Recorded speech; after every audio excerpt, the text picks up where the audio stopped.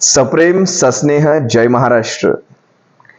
शिवसैनिकांनो, आज उरणमध्ये आहे, जिल्हा रायगड आणि गाव आहे धुतुम. आज आत्ताच काही दिवसांपूर्वी आपण मुरबाडमधून एक लाईव्ह केलं होतं. मुरबाडचे 1975 सालचे शाखा प्रमुख विष्णू गोल्हे, दिगंबर विष्णू गोल्हे यांचं आपण एक मनोगत ऐकलं होतं की त्या काळातले बाळासाहेबांचे सैनिक कसे असायचे आणि आताची शिवसेना यांची कुठेतरी आपण एक सांगड घालण्याचा प्रयत्न करत असतो. आज पुन्हा एकदा आपण उरण सारख्या एका दुर्गम ठिकाणी, एका ग्रामीण ठिकाणी आलेलो आहोत आणि तिथे 1982 सालचे शिवसेनेचे 87 सालचे शिवसेनेचे पहिले शाखा प्रमुख, ह्या भागातले पहिले शाखा प्रमुख ज्यांनी इथे संघर्ष करून शिवसेना शाखेची स्थापना केली, असे आमचे लक्ष्मण बाबा महादेव ठाकूर, आपले भूमिपुत्र आगरी कोळ्यांमधून. आमचं खरं तर भाग्य आहे बाबा की आम्ही इथे आलोय, आम्ही तुमच्याशी बोलतोय. आजही तुमच्यासारखे शिवसैनिक, जे शिवसेनेचा आधारवड आहे, जे शिवसेनेचे खरं तर यांना मी फाउंडेशन म्हणेल, हा पाया आहे. आज तुमची पिढी, तुमच्यानंतर मुलं असतील, सुना असतील, त्यानंतर नातवंड असतील, भविष्यात पतवंड असतील, ही सारीच्या सारी शिवसैनिक आणि शिवसैनिक. ज्यावेळेस शिवसैनिकांनो हा हातातला शिवबंधन, याला कोणीतरी कालपर्वामध्ये वरळीमध्ये मी एक बॅनर पाहिला होता, नातं धाग्याशी नाही नातं वाघाशी. नातं धाग्याशी नाही, हा बाळासाहेबांचा धागा आहे, हा उद्धव साहेबांचा धागा आहे, हे नातं आहे. आज आमच्यामध्ये नातं काय? हे धाग्याचं नातं आहे. हे नातं म्हणजे शिवबंधन आहे. हे आमच्यातलं ते जुन्या काळचं इन्फ्रारेड, ब्लूटूथ काय म्हणतात त्याला, ही ताकद आहे, बाळासाहेबांची ताकद आहे. हे आणि ज्यावेळेस हे असे शिवसैनिक भेटतात ना, कुठेही एक मन भरून पावल्यासारखं वाटतं की जोपर्यंत हे शिवसैनिक आहेत तोपर्यंत शिवसेनेला मरण नाही. काय वाटतं त्या काळातली शिवसेना, आजची शिवसेना? एक मिनिट बोला. मी बोललो ते सर्व आम्हाला मान्य आहे, पण काही या 2-3 वर्षाच्या अगोदर खरोखर आम्हाला अंथरुणावर झोपण्याची वेळ आली होती. समजले ना? उद्धव साहेबांना बोला, आम्हाला पण का असं काय गुन्हा होते का हे असे होते घडते. पण जेव्हा तुमच्यासारखे 7 वाघ जेव्हा आम्हाला भेटले, मला तर तुम्ही एकच भेटले, आणि तेव्हा वाटलं का नाही आता नाही, अब तो डरने से कुछ नहीं होगा. आता खरा लढण्याची जी ताकद आहे ही तुमच्यासारख्या तरुणामुळे आत्ता मिळली. तिच्या गेले 10-12 सोडून द्या, पण आमचे 7 आहेत तेच बस आहेत. आता तुम्ही पुढे विचारा. हा तुमचा आशीर्वाद आहे, हे तुमचं प्रेम आहे, हे कायम राहू द्या. आशीर्वाद नाही, तुमचीच तिकडे ताकद आहे. तुमच्यामुळे आम्हाला ताकद वाढली आली. बाळासाहेबांना तुम्ही आणि आम्ही दोघेही वचनबद्ध आहोत. आपल्या वयांमध्ये जमीन आसमानाचा फरक आहे, पण जिद्द तीच आहे. जी तुमच्यामध्ये आहे तीच जिद्द माझ्यामध्ये आहे. आणि बाळासाहेबांना इथून सांगतोय, ह्या उरणमधून सांगतोय आम्ही, बाळासाहेब तुमचे हेही शिवसैनिक आणि पिढ्यानपिढ्या तुमच्या आणि माझ्या दोघांच्या शिवसेनेसाठी झटत राहणार. माझं शिवसेनेशी जर नातं बघायला गेले ना तर 71 साली, मी 70 साली मुंबईला गेलो, वयाच्या 13 वर्षामध्ये. मी साधारण कॅन्टीनमध्ये काम करतो, पण जिथं शाखा होती, लहानशी शाखा आणि रोडवर ते बसायचे त्या गावातले पोरं, तिथं मी पण बसायचो. ते मला बाला म्हणून बोलते. माझं नाव पण कोणाला माहित नव्हतं. हा एक आपला आगरी माणूस पोरे आहे म्हणून मला विचार, बाबा कुठे कामाला असतो? मला कॅन्टीनला कामाला आहे. काय तराबिरा दिला तर सांगा मला. त्या आगरी भाषेतच बोलायचे, आगरी भाषेत. आणि खरोखर 71चा जो युद्ध झाला, आता झाला ना तसा, तो खरोखर मी बघितला तिथं. रात्री 8 वाजता कशी पाहिलं, माझी 3 ते 11ची ड्युटी होती त्या कॅन्टीनला. पगार मला 35 रुपयेच होता फक्त. पण त्यावेळेला मी पकडला गेलो का, मी हाफ पॅन्ट, मला फुल पॅन्ट पण नव्हती. आणि पकडला गेलो अशा ठिकाणी, लहान वय नाही माझी म्हणून, 18 वर्षाचे तुम्ही घेतले कसे. आणि मला त्या कॅन्टीनमधून काढलं गेलं. त्यावेळेला काढल्यानंतर मग पुन्हा मी ते शाखेतच बसायचो. पुन्हा मला त्यात तोच प्रश्न विचारला, शाखा पण होतं कोण मला काय माहिती, शिवसेने. फक्त 4 अक्षराची माझी ओळख होती. मला वाचता पण येत नव्हतं, लिहिता पण येत नव्हता. तर मी बोललो नाही, मला कॅन्टीनमधून काढलं. काय कॅन्टीनमधून काढलं? कोण आहे? तो शेट्टी आहे. तो इथं येतो, हा मला इथं सामान भरला दुकानात येतो, तो आम्हाला दाखव बोल. आणि त्याला मी दाखवलं. त्यांनी खरोखर त्या माणसाला, शेट्टीला पकडलं. हे बाबा काय ह्याचा या लाभ, हा मुलगा चांगला आहे, पण बोलतो आम्ही त्याला ठेवू शकत नाही, कंपनी त्याचा भाव असेल त्याला आम्ही कॅन्टीनलाही ठेवतो, पण परमनंट होईल तो बोलतो. पण ही दहशत होती ना शिवसेनेची. तो त्याही सांगितलं का हा आमचा मराठीने आगरी आहे, त्याला घेतलाच पाहिजे. हा इथला आहे, तो भूमिपुत्र आहे, तो त्याला घेतलाच पाहिजे. त्या माझ्या जे कागदात भरल्यानंतर मी 79 ला मुंबई सोडली आणि इथं आलो. काळजात धरलं. इथं आल्यानंतर मी पोरांना सांगायचो, डेरिंग द्यायचो इथले पोरांना. त्यानंतर मी माझा 81 ला लग्न झालं. 81 लग्न झालं, माझी परिस्थिती नव्हती त्यावेळेला काहीच. आणि 81 एंडला मी एक बँड स्थापन केला, बँजो पथक. आणि ते बँजो पथक, आपला जो ढोल असतो मोठा, त्याच्यावर पहिला मी वाघाचा फोटो आणला. अरे वा, वाघाचा फोटो आणला. पण या उरण भागात वाघ म्हणजे काय हे कोणाला माहितीच नाही. हा लाल बावट्याचा होता?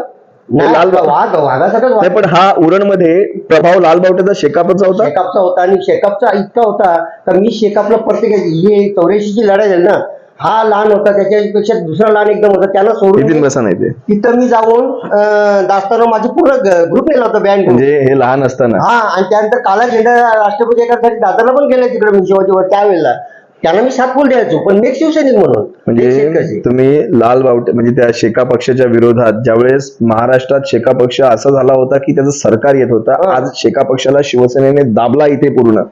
आणि आज शिवसेनेने तिथे वलय तयार केलं, पण सुरुवात तुमच्यासारख्या शिवसैनिकांनी त्या काळामध्ये केली. काय संघर्ष झाला हो शेका पक्षाशी असेल, नंतर ह्या कमळीशी असेल, कमळाबाईशी, भाजपाशी असेल, काय संघर्ष केला? माझा बघायला गेलं तर इथं गावात आल्यानंतर शेका पक्षाशी संबंध असायचं, पण माझ्या अंगात जो शिवसैनिक, माझ्या बँडवर माझा तो नाव राहिलाच पाहिजे. माझं वेलकम बँड पथक म्हणून नाव होता, पण तिथं वाघाचाच फोटो राहायचा होते. पण शिवसैनिक अशी त्या काळात होती का, इथं जम बोलत डायरेक्ट म्हणजे कोणाचीच चालत नसायची. इथं बरेच जण, मी कुठे रात्री हे केलंय, सर्व केलंय.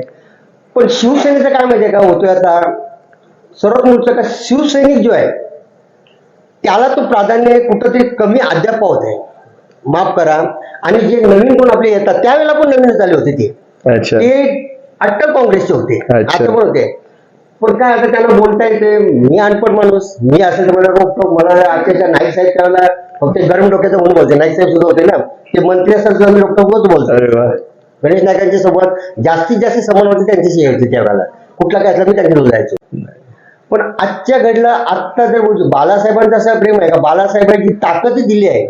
आता मी बाळासाहेबांची ठाण्याला पण मी सभेला गेले त्या काळात, मला म्हणजे शाखा म्हणून मला पास केला होता.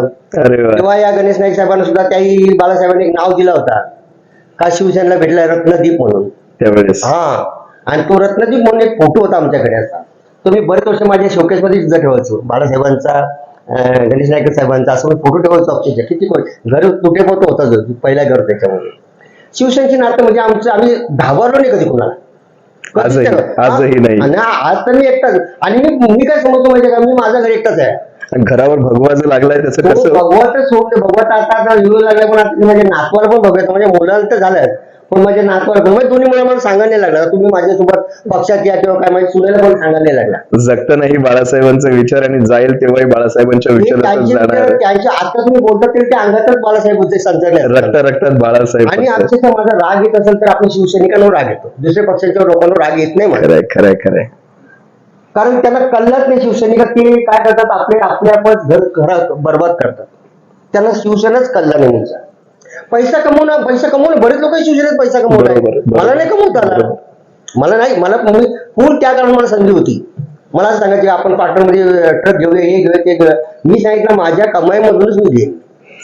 शिवसेना हे आमचं अर्थार्जनाचं माध्यम नाही. त्या काळात रिलायन्स सारख्या कंपनीमध्ये आम्हाला 5 पोरं पहिले दिली होती, तरी मी ती पोरं, मला नोकरी नसताना पहिले पोरं, दुसऱ्यानंतर दुसरी 2-4 पोरं. हा फरक होता त्या काळामध्ये आजच्या काळामध्ये. त्यावेळेस आपण समाजाचं भलं करायला जात होतो. आज कसं होतंय, आज माणसं स्वतःचं भलं पहिलं करायला जात आहेत. अहो, एक मुलगा जो माझ्या आताची गोष्ट सांगितलं आला होता माझ्या इथे राहत होता लहानपणापासून, तो राहत असेल, त्याच्या बापाने सुद्धा मला वागणूक दिली का, हा तुझ्याकडे कसा यायला ठेवलं तर तुझ्या दारी शिवून मी खलास करेन, मी यायला फक्त हात लावू खलासानंतर.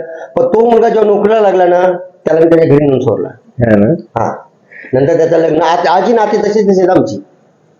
शिवसेना हा नाता पण काय करणं कळत नाही. त्याच्यामुळे आता ह्या गावात सुद्धा आम्ही जरी काय करायला गेलो ना, ते आम्हाला करता येणार नाही, कारण आम्ही कुणाला देणार. समजू शकतो मी, पण एक शाखा प्रमुख म्हणून त्यावेळेस तुम्ही जेव्हा जबाबदारी सांभाळली त्यावेळेस तुम्हाला काय संघर्ष करावा लागला? म्हणजे पैसा असेल, कार्यालय खोलणं असेल, किंवा लोकांच्या अडीअडचणीमध्ये जाताना कार्यालय खोलण्यासाठी बरंच काय वाटतं? शिवसेना तेव्हाची, शिवसेना आत्ताची, म्हणजे हे गद्दार जे म्हणतात की शिवसेना हिंदुत्व सोडते, शिवसेना बाळासाहेबांचे विचार सोडते, हे गद्दार म्हणतात शिवसेनेने काँग्रेसशी सलोखा केला, काँग्रेसच्या मांडीवर जाऊन बसली.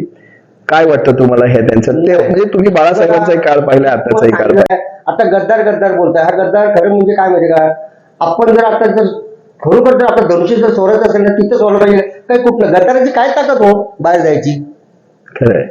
उद्धव साहेबाई एकंदर काय झालं का, मरतील तर आपले शिवसैनिक जातील म्हणून म्हणून आज लक्षात नाही ती छडी घालला का त्यांना टाइम टाईम बाळासाहेबांचे रक्त आहे एक त्यांच्यात. संयम दाखवला की समजलं ना? शिवसैनिकांचं रक्त वाहू नये. वाहू नये एवढंच होतं. खरंय खरंय. त्यांना ते गद्दारांना कळले नाही कळलं नाही ते. समजलं ना. आज उद्या ते कळलं. मी तुम्हाला म्हणत होतं नांदी लागू ना कमलीच्या काय तुम्ही कमवलं.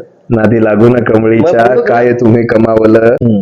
बरोबर आहे ना. आपलं बरोबर आपला परिवार व्यवस्थित आहे का बघू आहे ना. बरं तो का जातोय तो, आणि जास्ती जरी जातात ना हे लोक, हे बाहेरचे आलेच जातात. खरंय खरंय. जी उपरे आलेले असतात तेच जातात. म्हणजे तिकीट मिळवण्यासाठी पद मिळवण्यासाठी आलेले असतात आणि त्यांच्या मनाप्रमाणे झालं नाही की निघाले. इथले उरणचे आजही टीव्ही बघत नाहीत का हो तुम्ही. अजिबात नाही तर साहेब आपले गेल्यानंतर. बिलकुल साहेब नाही. हे मुख्यमंत्री पद जेव्हा सोडले ना उद्धव साहेबांचं मंत्रीपद गेल्यानंतर बिलकुल बिलकुल बिलकुल कुठला न लावून महिन लावला का म्हणजे जून 2022 नंतर आपण टीव्हीवर बातम्या मला पाहत कुठले लागतात ते पण माहिती नाही आली.